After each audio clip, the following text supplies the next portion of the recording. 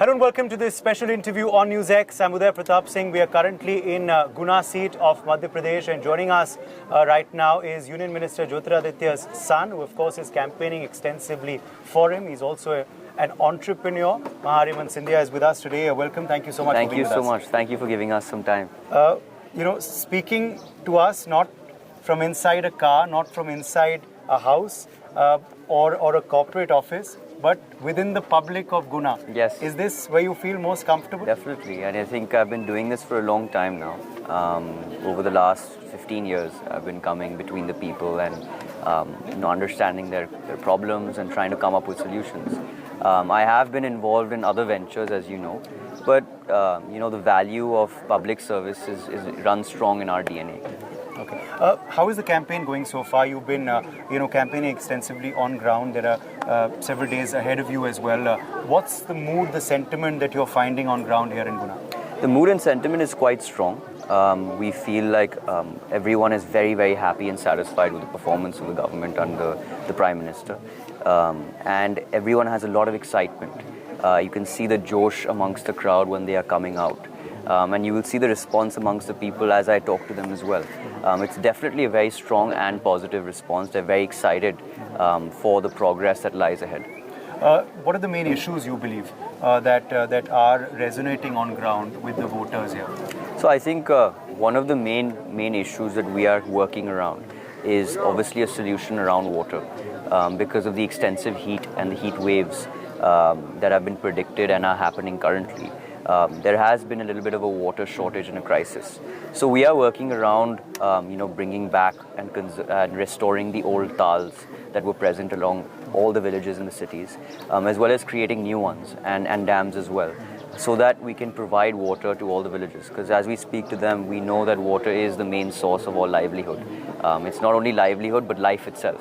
So we want to try and provide that and provide it as easily as possible to every single person that lies in our constituency. So that is one of the main kind of strong points that we want to focus on. You were speaking on stage, of course, about a triple engine government. We've heard of double engine before. What is this triple engine model? So the triple engine is, of course, the additional, the powerhouse that my father has. As you know, you've known him for a long time as well. He works very hard for his people. He will not go to bed until things are off his checklist. And he's always talking about progress and development and thinking out of the box to try and bring solutions to the people.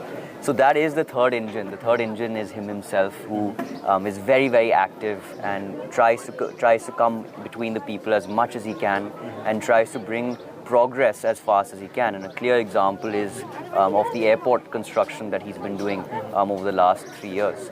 Gwalior is a prime example. 16 months, airport is fully constructed and operational. That is one of the records in the country, if not the world.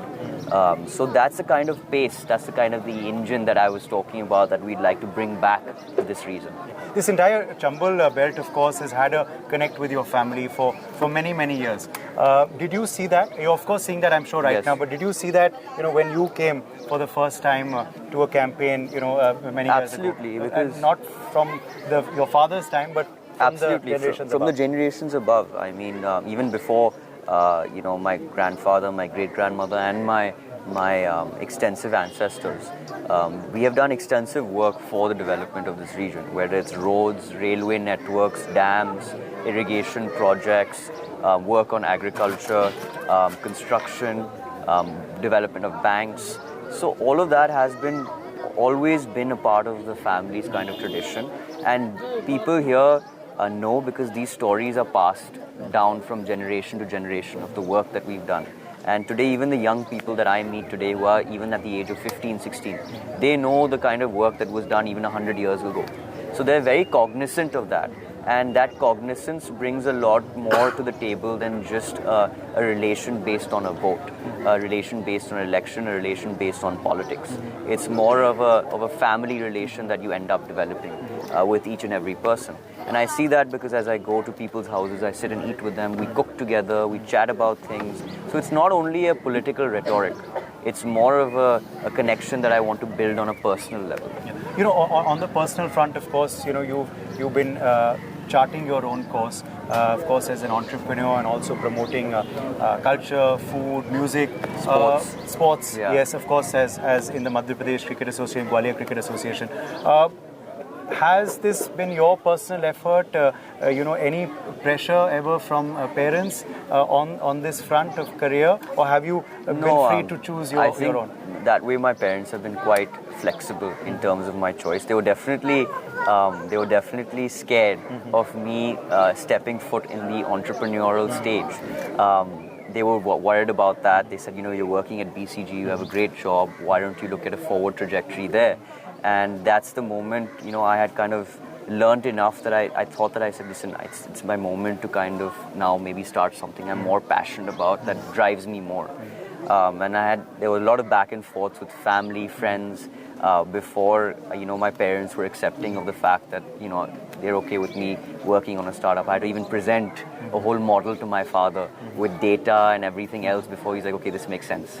I definitely... it's something that I'm really excited about. It's something that I'm proud that I've taken an initiative for. And it's something also, to be honest, I'd like to be an example for. I think a lot of people talk about startups and building a startup and very excited. It's very trendy. It's very hot right now to build a startup. But youngsters don't really realize the kind of hard work and the drive that you need to actually see it through. 10% is ideation and 90% is execution, as my father says. So the execution of it is a huge burden. And sometimes people get lost in the excitement and the trendiness and things like that. So I tend to kind of help guide them through the process, and I explain to them that you really need to think about what you're doing and you need to really be passionate about it, because it's something that you have to work 24/7 for to make it possible.